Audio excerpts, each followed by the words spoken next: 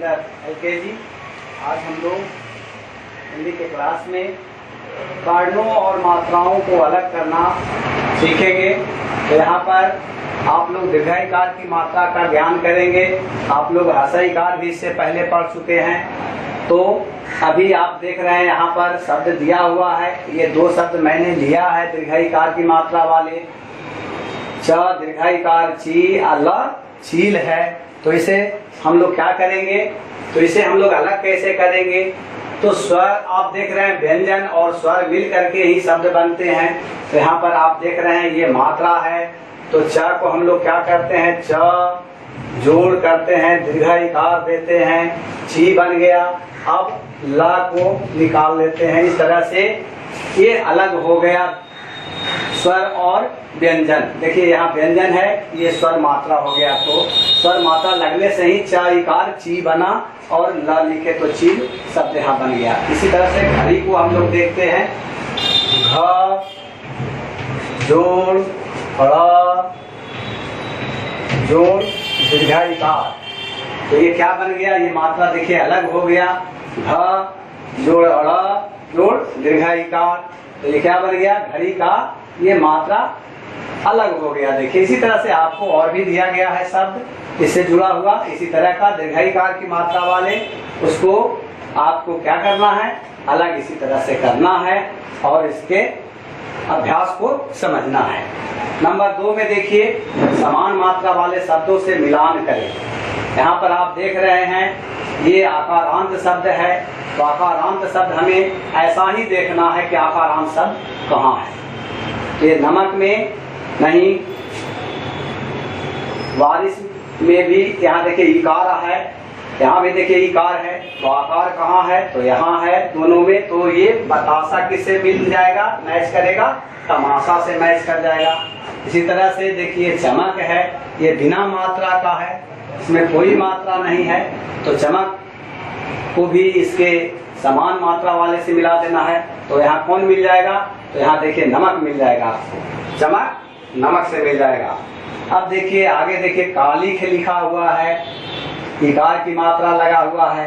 इसी तरह का हम देखते हैं कहाँ है, तो यहाँ देखिए आप देख रहे हैं बारिश में भी इसी तरह का मात्रा है। जो मात्रा कालिख में है वही मात्रा आप बारिश में देख रहे हैं। तो आप इसको बारिश से मैच कर देंगे। चौथे नंबर पर देखिए जमीन लिखा हुआ है। तो जमीन में दीर्घाई की मात्रा आप देख रहे हैं, ज मा दीर्घाईकार मी न जमीन। ऐसे उच्चारण करेंगे, उच्चारण करना भी आप सीखें। उच्चारण करने से ही आपको सही शब्द लिखना समझना आएगा। तो जमीन को किससे मैच कर देंगे, तो अमीन से हम मैच कर देंगे। इस तरह से आपको मैंने यहाँ पर उदाहरण दिखाया, समझाया, बताया। आपको भी करना है, अपने कॉपी में सुंदर से बनाएंगे, इसी तरह से सब ढंग से लिखा हो और उसको रिवाइज करेंगे। नंबर 3 में देखिए आपके बीच दिया गया है, दिए गए शब्दों को सुंदर अक्षरों में 5-5 बार लिखें। सब दीर्घाईकार की मात्रा से बने शब्द हैं। यहाँ पर शीतल, आदमी, धरती, कमीज, इसको आप सुंदर अक्षर में इसी तरह से एक तो लिखा हुआ है, 5 आपको और लिखने, सबको 5 बार लिखना है। धरती को भी, कमीज को भी, आदमी को भी और शीतल को भी। बस आज के क्लास में आप लोगों के लिए इतना ही। धन्यवाद। तो आइए अब हम लोग आपके LKG क्लास में इंग्लिश विषय की ओर चलते हैं। तो फर्स्ट में हम लोग देख रहे हैं क्या काम करना है आज हम लोगों को। आज हम लोगों को डू इनटू इंग्लिश करने के लिए सीखना है। तो देखिए बहुत आसान दिया गया है, आकार की मात्रा से जुड़ा हुआ शब्द ही आपको डू इनटू इंग्लिश करने के लिए दिया गया है। तो इसको आप लोग जानते हैं भाई, 12 खड़ी पढ़े हैं। कैसे का, के आई की, के डबल ई की, के यू कु, के डबल ओ कु, के ई के आई कै, के ओ को, के यू कौ, के एन कन, के एच का। तो बस इतना जो 12 खड़ी जो जान रहे हैं बच्चे, उनके लिए कुछ भी बनाना कठिन नहीं है। उनके लिए ऐसे शब्दों को बनाना बहुत आसान है। तो हम लोग देखिए सीखते हैं। सबसे पहले पटना का, पटना यहाँ पर शब्द दिया हुआ है। Patna is the name of a place.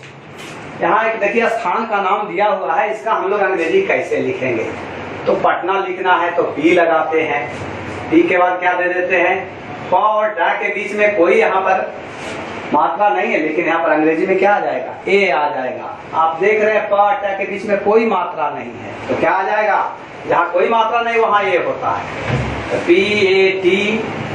अतः तो आपने देखा यहाँ पर पटना हम लिख रहे हैं तो यहाँ पर बल पड़ रहा है, इसीलिए यहाँ पर PAT लिखना पड़ रहा है। पट उच्चारण आप करेंगे तो आपको भी समझ में आएगा, पटना।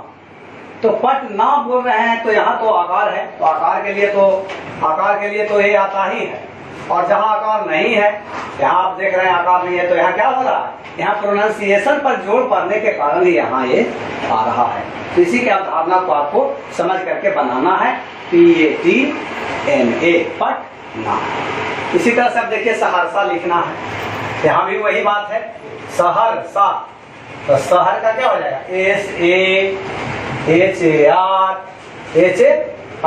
SAHARISA।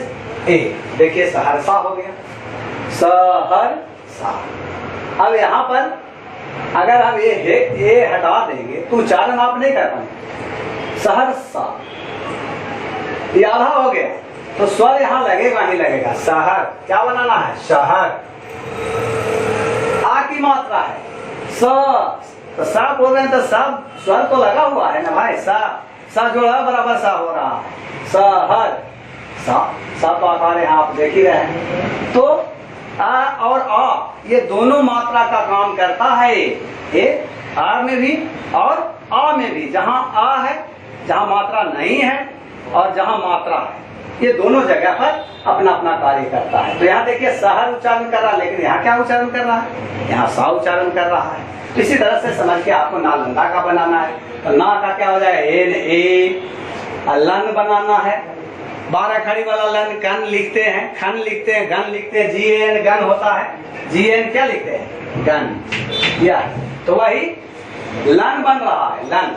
देखिए लन कैसे लिखिएगा, लन का अंग्रेजी क्या बनेगा, लन का अंग्रेजी बनेगा LAN। या देखिए 12 खड़ी में लन लिखते हैं, तो ना तो NA आप दे देते हैं, ना लन, तो लन यही ना आ जाएगा, LAN आ जाएगा, क्या आ जाएगा, LAN आ जाएगा, LAN, नालन। नालन तो बन गया, अब दा जोड़ देना है आपको, क्या जोड़ देना है। इस तरह से आप आसानी पूर्वक जो भी दिया गया है आप उसको बनाएंगे और इसको रिमाइंड भी करेंगे। इसको बनाना भी है, स्पेलिंग भी इसको याद करना है। अब देखिए नंबर 2 में क्या करना है, तो नंबर 2 में है fill in the blanks with A और N। A और N का प्रयोग करके आपको ये सेंटेंस कंप्लीट करना है। यहाँ पर वाक्य दिया गया है, जैसे एक एग्जांपल भी मैंने यहाँ पर लिखा है, this is an aeroplane. An क्यों लगा भाई, तो जो गणनीय संज्ञा जिसका नाम वॉवेल से शुरू होगा, जिसके नाम के पहले देखिए वॉवेल यहाँ पर क्या है, A-E-I-O-U। तो ऐसे ऐसे शब्द जो A-E-I-O-U से शुरू होंगे उनके पहले क्या आएगा, उनके पहले एन आएगा। क्या आएगा, एन का प्रयोग करेंगे। यह एक हवाई जहाज है, यह एक हवाई जहाज है, यहाँ पर यही आपको समझना है। इसी तरह से अब देखिए दिस इज, यहाँ पर क्या है भाई, पेन है, तो आपको पता है कि ये कहाँ लगाना है, एन कहाँ लगाना है। तो कॉन्सोनेंट, कलम की भी तो गिनती होती है, गणनीय संज्ञा, 1 कलम 2 कलम 10 कलम, तो जो गणनीय संज्ञा है तो उसके पहले, अब देखिए लेकिन ये कॉन्सोनेंट से शुरू हो रहा है इसका नाम, तो क्या लगेगा, ए लगेगा। जानते ही हैं आप, जो नाम कॉन्सोनेंट से शुरू होगा और गिनती वाली है तो वहां क्या लगा देंगे, this is a pen, this is a pen, यह एक कलम है। दूसरे नंबर में देखिए दैट इज, यहाँ पर क्या है, ऑक्स। ऑक्स मीन्स क्या होता है, बैल होता है, तो ऑक्स बोल रहा है। और क्या है, स्वर है, आई वाला स्वर है औ। तो यहाँ देखिए ओ जो है, वो ऐसे भी देख रहे हैं आप, वॉवेल है, ये भी वॉवेल है, जैसे आपने देखा यहाँ पर वॉवेल, इसी तरह से यहाँ ओ क्या है, वॉवेल है। तो इसके लिए क्या आ जाएगा, वॉवेल के लिए एन का प्रयोग होता है। जो नाम वॉवेल से शुरू होगा उसके पहले हम लोग क्या लगाते हैं, एन लगाते हैं। तो दैट इज एन ऑक्स। और इस दोनों का ए माने भी एक होता है, एन माने भी एक होता है, दोनों लेकिन अंतर यही है कि ये किसके पहले आएगा, तो कॉन्सोनेंट वर्ड के पहले आएगा। जो कॉन्सोनेंट से नाम शुरू हो रहा है वैसे शब्दों के पहले ये आएगा। और एन कहाँ आएगा, तो वैसे शब्दों के पहले वैसे वर्ड के पहले आएगा जो नाम वॉवेल से शुरू हो रहे हैं। तो बस यही ध्यान रख करके आपको इस तरह का और भी दिया गया है, आप लोग उसमें समझ करके ए और एन का प्रयोग करेंगे। ए और एन का प्रयोग करके आपको बनाना है। अब देखिए नंबर 3 में राइट एंड रिमेम्बर करना है। यहाँ पर मैंने 2 मीनिंग लिखा है जगह के कमी से। बटरफ्लाई मैंने लिखा है, देखिए BUTTERFLY, बटरफ्लाई मीन्स तितली होता है। दूसरा मैंने लिखा है honey bee, honey bee means होता है मधुमक्खी। तो ये मीनिंग आपको लिखना भी है अपनी कॉपी में सुंदर से जैसे लिखा हुआ है ढंग से, और इसको स्पेलिंग भी याद करना है। तो बस आज आपके लिए इतना ही कार्य। Thank you. Hello students of class LKG, आज आप लोगों को PP और मैथ्स का क्लास होने जा रहा है, जिसमें सबसे पहले आप लोग को पढ़ना है राइट इन न्यूमरल्स। बच्चों, आप लोग को कल अंक में दिया गया था, डिजिट में, उसको वर्ड्स में करना था। आज वर्ड्स में दिया गया है, उसको अंक में करना है, डिजिट में करना है। तो यहाँ देखिए लिखा हुआ है 52, तो आप जानते हैं 52 कैसे लिखाएगा, 5 2 52। दूसरा है 14, तो 1 4 14, 65 6 5 65, और 33 3 3 33। तो बच्चों, आप लोगों को इसी आधार पर राइट इन वर्ड्स मिलेगा, उसको आपको अंक में लिखना है, डिजिट में लिखना है। राइट इन वर्ड्स में आपको क्वेश्चन में लिखा हुआ रहेगा, उसको इस तरह से हम लिखे हैं 52 14 65 33, इसी आधार में लिखना है। तो बच्चों, दूसरा क्वेश्चन में है ऐड। ऐड मतलब होता है जोड़ना है इसको। देखिए यहाँ अब है 5 है, ऊपर 0 है, तो 5 में कुछ नहीं है, ऊपर कुछ नहीं है, तो 0 है, तो 5 हो जाएगा। अब 6 है और 4 है, तो 6 में 4 जोड़ेंगे, 7 8 9 10 10 है, तो 10 में डबल डिजिट, इसलिए डबल नहीं लिखाएगा, ये कैरी वाला जोड़ है। तो 10 का 0 हाथ में बच गया 1। अब ये 1 जो है इसमें चलाएगा, 8 है 1 9 और 6 15 हो जाएगा। इसी तरह से दूसरा है 8 और 4, तो 8 4 12 के 2 हाथ में बच गया 1, 2 और 4 6 और 1 यहाँ 7 और 7 और 2 9। इसी तरह से आप लोग को बनाना है। फिर तीसरा है 8 3 8 9 10 11 1, कैरी बच गया 1, 4 और 6 10 और 10 में 1 जुट जाएगा, तो फिर हो जाएगा 11, फिर बच गया 1 2 2 4 1 5। तो बच्चों, इसी तरह से ऐड बनाना है, जोड़ बनाना है। आप लोग को अलग अलग क्वेश्चन रहेगा, ये नहीं समझिएगा कि यही क्वेश्चन रहेगा, अलग अलग क्वेश्चन रहेगा, उसको बनाना है। तीसरा है राइट एंड रिमेम्बर, मान टेबल को आप लोग को लिखना है और याद करना है, जिसमें 9 का टेबल, 10 का टेबल, 11 का टेबल और 12 का टेबल। ये चारों टेबल मल्टीप्लिकेशन विधि से लिखना है, जिस तरह से मैं यहाँ लिखा हूँ 9 10 11 12, इसी तरह से लिखना है और याद करना है और पढ़ना भी है। देखिए एक टेबल यहाँ लिख दिया हूँ मैं, पूरा इसको पढ़कर सुनाता हूँ।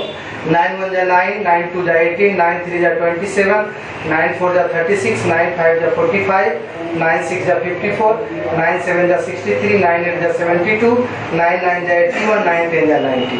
तो बच्चों, इसी तरह से लिखना है और पढ़ना है, रिमेम्बर करना है। फर्स्ट में राइट इन न्यूमरल्स, इसको अंक में लिखना है, डिजिट में लिखना है, वर्ड्स में लिखा हुआ है। दूसरा है ऐड, इसी पैटर्न पर आपको दूसरा ऐड जाएगा, उसको लिखना है। तीसरा है टेबल, राइट एंड रिमेम्बर, इसको लिखना है और याद करना है। 9 10 11 12, 9 का टेबल में पढ़ दिया हूँ, यही आप लोग का 1 2 3 क्वेश्चन है आज का। इसको आप लोग बढ़िया ढंग से बनाएंगे, असाइनमेंट आपको जाएगा और शुभ तरीका से बनाएंगे और टेबल लिखने और पढ़ने के लिए याद जरूर कर लेंगे। That's all, thank you.